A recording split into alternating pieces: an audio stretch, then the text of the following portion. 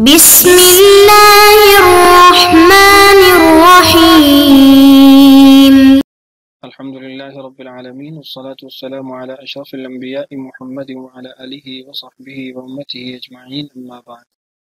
عزیز طلبہ کرام، آج کی اس ویڈیو کے اندر ہم سورہ یاسین آیت نمبر 19 سے اپنا سبق شروع کریں گے۔ اللہ تعالیٰ ارشاد فرماتے ہیں، قالوا طائرکم معکم، کہا انہوں نے تمہاری نحوست تو تمہارے ساتھ ہی لگی ہوئی ہے، ان ذکرتم، یہ باتیں تم کیا اس لیے کر رہے ہو کہ تمہیں نصیحت کی گئی۔ یہاں پر آگے آپ تفسیر میں پڑھیں گے کہ جملہ محذوف ہے، اس لیے یہاں پر مکمل ترجمہ کیا گیا، بل انتم قوم مسرفون، اصل بات یہ ہے کہ تم ایسے لوگ ہو جو حد سے بڑھ گئے ہو۔ وجاء من اقصى المدینہ، اور آیا شہر کے دور دراز گوشے سے، رجل، ایک آدمی، یسعى، دوڑتا ہوا، قال، کہا اس نے، یا قومی، اے میری قوم، اتبعوا المرسلین، رسولوں کی اتباع کرو۔ اتبعوا، اتباع کرو، من لا یسألکم، ان لوگوں کی جو نہیں مانگتے تم سے، اجرا، بدلہ، وہم مہتدون، اور وہ ٹھیک راستے پر بھی ہیں۔ وما لیا، اور مجھے کیا ہے کہ لا اعبد، کہ میں نہ عبادت کروں، الذی، اس ذات کی، فطرنی، جس نے مجھے پیدا کیا، وإلیہ ترجعون، اور جس کی طرف تم سب لوٹائے جاؤ گے۔ ااتخذ من دونہ آلہۃ، کیا بنا لوں میں اسے چھوڑ کر اوروں کو معبود۔ ان یردن الرحمن، حالانکہ اگر ارادہ کر لے رحمان میرے ساتھ، بضر، کسی نقصان پہنچانے کا، لا تغنی عنی شفاعتہم، تو نہ کام آ سکے گی میرے ان کی شفاعت، شیئا، کچھ بھی، ولا ینقذون، اور نہ ہی وہ مجھے چھڑا سکیں گے۔ انی، بے شک میں، اذا لفی ضلال مبین، پھر تو کھلی گمراہی کے اندر پڑنے والا ہوں گا۔ انی، بے شک میں، آمنت بربکم، ایمان لایا تمہارے رب پر، فاسمعون، تو تم میری بات سن لو۔ ان آیات کی بابت جلالین کی عبارت پڑھ لیتے ہیں۔ فرماتے ہیں، قالوا طائرکم، کہا ان سب نے کہ تمہاری نحوست، طائرکم کی وضاحت کی، شؤمکم، تمہاری نحوست۔ پچھلی ویڈیو میں بتا دیا تھا کہ تطیر کا معنی کیا ہے، اور پھر تشاؤم کے ساتھ اس کا معنی اور وضاحت کیوں صاحب جلالین نے کی، اور بھی کچھ باتیں وہ تطیر سے متعلق سابقہ ویڈیو میں آپ کو بتا دی ہیں۔ تو تمہاری نحوست ہے، معکم، تمہارے ہی ساتھ، یعنی ہمیں مت کہو کہ ہماری وجہ سے نحوست ہے، بلکہ حقیقت یہ ہے کہ تمہاری نحوست تمہاری ہی وجہ سے ہے، تمہارے ہی اعمال کی وجہ سے ہے۔ یہ تو جواب ہوگا، قالوا انا تطیرنا بکم۔ اور آگے مزید جواب کا حصہ دیکھیے، ان ذکرتم، یہ حمزہ استفہام ہے اور اس کے ساتھ ان شرطیہ ہے۔ اب آگے اس کی کچھ وضاحت کر رہے ہیں، اور یہ جو آپ اس کی وضاحت کہہ لیں یا صرفی تعلیل کہہ لیں، یہ بارہا گزر چکی ہے۔ اب یہاں پر عبارت پڑھ کے اس کا ترجمہ کر دوں گا، سابقہ ویڈیو میں آپ کو یہ بار بار بتا دیا گیا ہے۔ 5 قرات ہیں جن کو صاحب جلالین عام طور پہ ان مواقع پر ذکر کرتے ہیں۔ حمزۃ استفہام دخلت علی ان الشرطیہ، فرماتے ہیں حمزہ استفہام ہے ابتدا میں، اور وہ ان شرطیہ پر داخل ہے، ان، اور وفی حمزتہما او وفی حمزتہا، اور یہ جو حمزہ ہے، یعنی 2 حمزہ ہو گئے نا، ایک حمزہ استفہام ہوگا اور ایک حمزہ ان شرطیہ کا ہوگا۔ التحقیق، اس کو تحقیق کے ذریعے، یعنی دونوں کو آپ پڑھیں قرات کے اندر واضح طور پر، والتسہیل، ان کے اندر تسہیل بھی ہو سکتی ہے، وَإِدْخَالُ أَلِفٍ بَيْنَهَا بِوَجْهَيْهَا وَبَيْنَ الْأُخْرَى، اور دونوں الف کے درمیان، یعنی ان شرطیہ کا جو الف ہے اور حمزہ استفہام، ان دونوں کے درمیان الف کا داخل کرنا، تحقیقاً و تسہیلاً۔ وجہیہا سے مراد یہ ہے کہ حالت تحقیق میں اور حالت تسہیل کے اندر الف اس کے درمیان میں لایا جا سکتا ہے۔ تو 4 قرات یہاں ذکر ہے، 5ویں قرات بھی ہے، وہ آپ کو پہلے بتا دی ہے۔ ذکرتم، کہ تمہیں نصیحت کی گئی ہے، ذکرتم کی وضاحت کی، وعظتم وخوفتم، تمہیں نصیحت کی گئی اور تمہیں ڈرایا گیا، تو کیا اس وجہ سے تم برا شگون لیتے ہو اور انکار کرتے ہو؟ آگے اس کا جواب شرط جو ہے اس کو ذکر کر رہے ہیں، فرمانا وہ جواب الشرط محذوف، جواب شرط محذوف ہے یہاں پر، اور وہ ہے تطیرتم وکفرتم، یعنی ان ذکرتم تطیرتم وکفرتم، کیا تمہیں جو نصیحت کی گئی ہے اس نصیحت کی وجہ سے تم برا شگون لے رہے ہو اور انکار کر رہے ہو، ناشکری کر رہے ہو؟ وہو محل الاستفہام، فرماتے ہیں کہ یہ جو ہے نا تطیرتم وکفرتم، یہ محل الاستفہام ہے، حمزہ جو ان سے قبل ہے اس کا تعلق وہ اس کے ساتھ ہے، تطیرتم وکفرتم، اسی کی وجہ سے وہ منصوب کہلائے گا۔ والمراد به التوبیخ، اور اسی محل استفہام جو کہ جواب شرط ہے، یہی توبیخ کا مقام ہے کہ لا ينبغي لكم ان تتطيروا وان تكفروا، چونکہ اگر یہ اس چیز کی وضاحت نہ کی جائے کہ محل استفہام وہ جواب شرط محذوف ہے، تو پھر معنی یہ حاصل ہوتا ہے کہ ذکرتم کے ساتھ تعلق ہے حمزہ استفہامیہ کا، حالانکہ حمزہ استفہامیہ کو اگر آپ ذکرتم پہ داخل کر کے معنی کرتے ہیں تو مطلب یہ ہے کہ ان کی توبیخ اس بات پہ ہو رہی ہے کہ ان کو نصیحت کی گئی ہے، حالانکہ نصیحت تو اچھی چیز ہے، ثابت شدہ چیز ہے، اس پر تو توبیخ نہیں بنتی۔ تو اس لیے ہم یہ کہیں گے کہ توبیخ وہ تطیرتم و کفرتم کے اوپر ہے کہ تمہیں نصیحت کی گئی اور تم اس وجہ سے برا شگون لیتے ہو اور ناشکری کرتے ہو، کفر کرتے ہو۔ تو یہ اس بات کی یہاں پر وضاحت کی گئی ہے، میں دوہرا دیتا ہوں۔ وہ جواب الشرط محذوف، ذکرتم اس سے قبل ان شرطیہ ہے، جواب شرط محذوف ہے اور وہ ہے تطیرتم و کفرتم، اور محل استفہام بھی تطیرتم و کفرتم ہی ہے، اس لیے کہ استفہام یہاں پر توبیخ کے لیے ہے، اور توبیخ وہ تطیرتم و کفرتم پر ہو سکتی ہے نہ کہ ذکرتم پہ ہو سکتی ہے۔ اس کے بعد ہے بل، حقیقت یہ ہے انتم قوم مسرفون، تم ایسی قوم ہو جو حد سے بڑھ گئے ہو، متجاوزون الحد، مسرفون کی وضاحت کی، حد سے تجاوز کر گئے ہو، کس معاملے میں؟ بشرککم، اپنے شرک کے معاملے میں تم حد سے آگے نکل گئے ہو۔ بل کلمہ یہ عربی زبان میں استعمال ہوتا ہے دو قسم کے معانی کے لیے، ایک اضراب انتقال کے لیے اور ایک اضراب ابطال کے لیے۔ اضراب انتقال کا مطلب یہ ہے کہ ایک حالت سے دوسری حالت کی طرف منتقل ہونا، جیسے کہا جائے زید فی شک بل منکر، کہ زید وہ شک میں ہے بلکہ وہ انکار کرنے والا ہے۔ تو اب شک اور انکار دونوں کیفیات ہیں، تو ایک کیفیت سے دوسری کیفیت کی طرف منتقل ہوا گیا ہے، اس کو کہتے ہیں اضراب انتقال۔ اور دوسرا ہوتا ہے اضراب ابطال، پہلے کلام کو مکمل طور پہ باطل کر دینا، جیسے کہا جائے جاء زید بل عمر، اب زیدن کی مکمل نفی ہو گئی ہے اور اس کی جگہ عمر اس کو ثابت کیا جا رہا ہے۔ یہاں پر جو قسم ہے بل انتم قوم مسرفون، یہ اضراب انتقال ہے، ایک موضوع سے دوسرے موضوع کی طرف منتقل ہونا اور دونوں کا آپس میں ایک تعلق بھی ہونا۔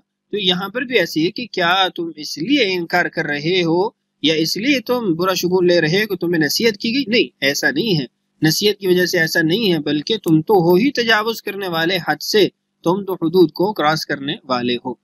وجاء، اور آیا، من اقصى المدینتی، شہر کے دور کنارے سے، رجل، ایک شخص، فرماتے ہیں ہوا حبیب النجار، اس کا نام حبیب النجار ہے، کان قد آمن بالرسل، اس نے رسولوں پر ایمان لایا تھا، ومنزلہ باقصى البلد، اور اس کی جو رہائش تھی وہ شہر کے دور جو جگہ تھی یا شہر کے دور کنارہ جو تھا وہاں پر تھی۔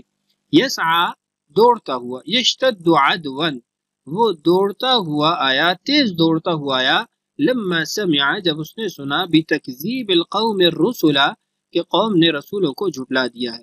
جب وہ آیا تو اس نے کیا کیا؟ قالا، اس نے کہا، یا قومی، اے میری قوم، یہاں پر یا محذوف ہے، یا قومی، اے میری قوم، اور یہاں چونکہ قرآن پاک میں خط عثمانی کے مطابق یہاں پر یا محذوف ہے۔ اتبعوا المرسلین، رسولوں کی اتباع کرو، اتبعوا، اتباع کرو، تاکید للاولی، فرماتے ہیں کہ پہلے بھی اتبعوا المرسلین کلمہ ہے، دوبارہ اتبعوا من لا یسألکم کہا گیا، تو یہ تاکید ہے ما قبل کلمہ کی۔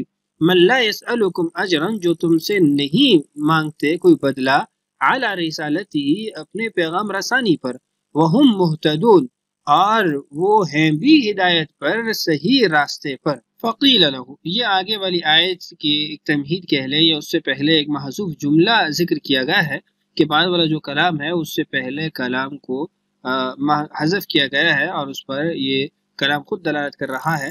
فقیل لہ، تو گویا اس سے کہا گیا، انت علی دینہم، کیا تم ان کے دین پر ہو؟ فقال، تو اس نے کہا، وما لی، اور مجھے کیا ہوا، لا اعبد الذی، کہ میں نہ عبادت کروں اس ذات کی، فطرنی، جس نے مجھے پیدا کیا۔ فطرنی کے آگے وضاحت کی، خلقانی، فطر بمعنی خلقہ ہے، اور آپ نے سورہ فاطر کی ابتدا میں پڑھا تھا کہ فطر کا معنی یہ ہوتا ہے کہ بغیر کسی نمونے کے پیدا کرنے والا، تو یہاں پر اس کا مطلقاً جو معنی ہوگا وہ ہے خلقانی، کہ اس نے مجھے پیدا کیا۔ یہاں صاحب جلالین نے جو تمہیداً اس سے قبل ایک جملہ ذکر کیا ہے، اگر وہ نہ بھی ذکر کیا جائے تو یہ ایک مستانفہ جملہ ہے کہ اس نے لوگوں سے کہا کہ اتباع کرو اور یہ ہدایت پر ہے، تم سے کوئی بدلہ نہیں چاہتے، اور میں بھی تو انہی کی باجپر ہوں اور میں کیوں عبادت نہ کروں اس اللہ کی جس نے مجھے پیدا کیا. تو اس کو مستانفہ بھی بنا سکتے ہیں قولاً اور محلاً، اور اس کو ما قبل جملہ کے ساتھ جوڑ بھی سکتے ہیں اور جملہ محذوف بھی نکالا جا سکتا ہے. آگے اس کی وضاحت ہے وَمَا لِيَ لَا أَعْبُدُ الَّذِي فَطَرَنِي. دیکھیے لا مانع لی من عبادته، مجھے کوئی رکاوٹ تو ہے نہیں کہ میں اس کی عبادت نہ کروں.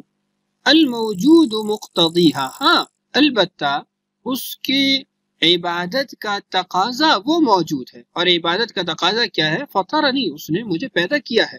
الموجود موجود ہے، مقتضیہا الضمیر یرجع الی العبادت ای مقتضی العبادہ، عبادت کا مقتضا تو موجود ہے، وہو الخلق، اور وہ پیدا کرنا ہے.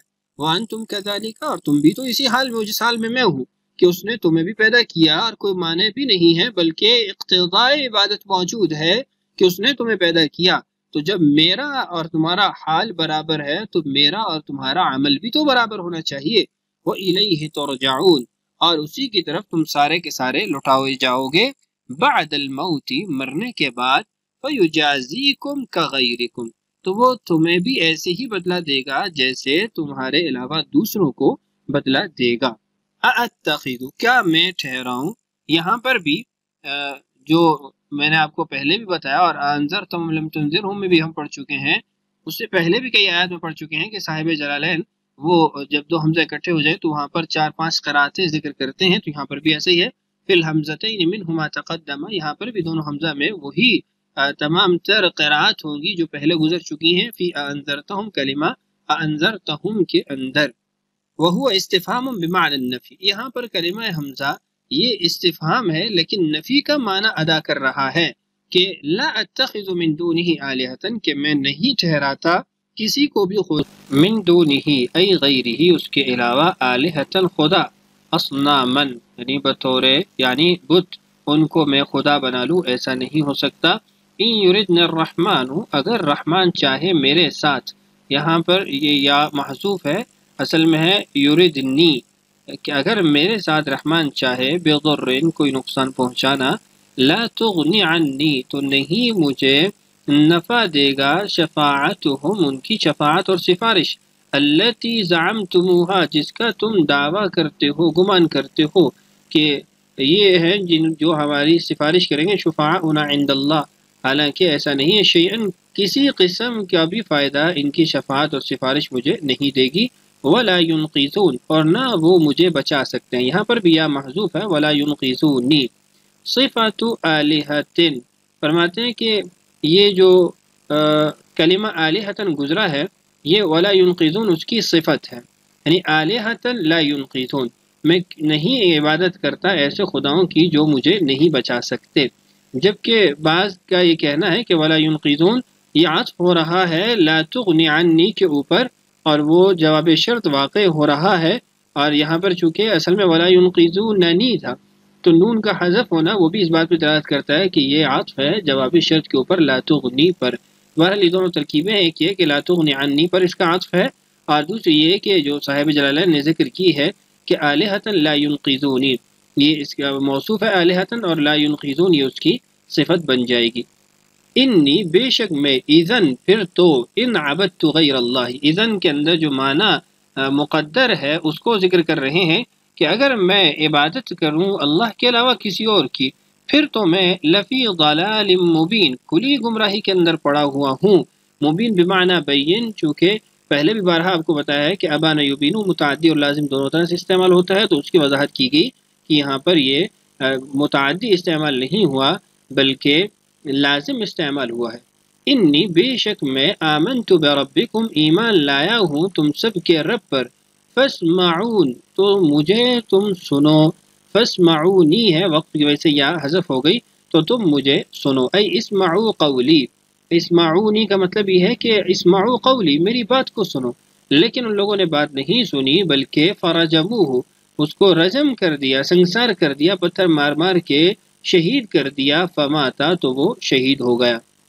حبیب النجار کا یہ واقعہ چل رہا ہے کہ کیسے اس نے اپنی قوم کو دعوت دی اور پھر قوم نے اس کی بات کو نہیں مانا اور قوم نے اس کو شہید کر دیا. اب اس کے بعد پھر آگے واقعے کا جو تسلسل ہے انشاءاللہ اگلی ویڈیو میں اس کو پڑھیں گے، اور واقعہ اگلی ویڈیو میں انشاءاللہ مکمل ہو جائے گا۔ آج ہم اسی پہ اکتفا کر لیتے ہیں۔ اللہ تعالی ہم سب کو قرآن پاک سے سچی محبت اور شغف نصیب فرمائے۔ اللہ تعالی ہم سب کا حامی و ناصر ہو۔ السلام علیکم ورحمۃ اللہ وبرکاتہ۔